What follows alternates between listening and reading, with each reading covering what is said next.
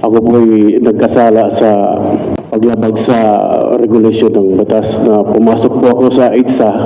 Ako po ay humingi ng pasensya.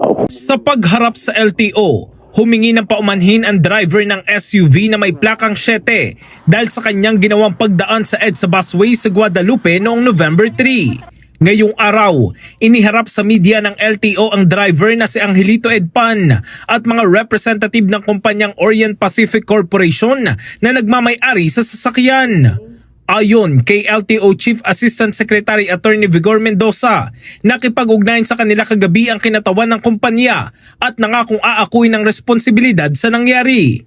Today, I would like to announce that the mystery behind the ownership and the people behind the controversial SUV with the number 7 protocol plate on EDSA busway is already solved.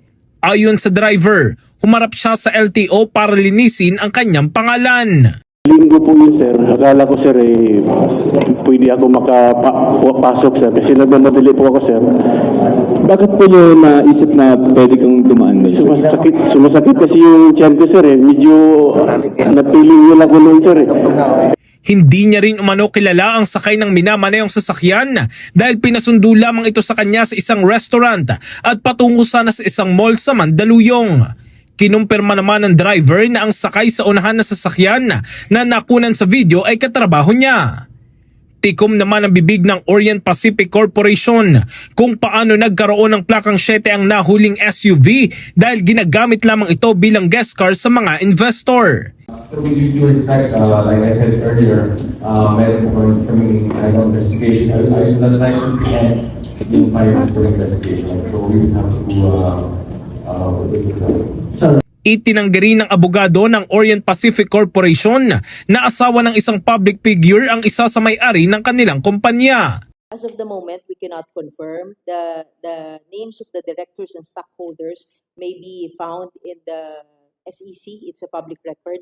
And right now, we are not authorized to divulge their names due to their rights also. Privacy po.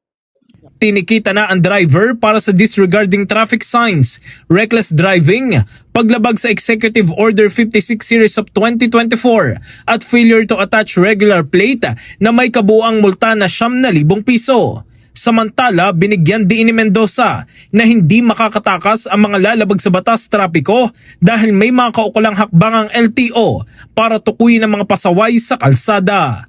In the heart of changing lives, ito si Brigada Jigo Custodio ng 105.1 Brigada News of Manila, The Music News Authority.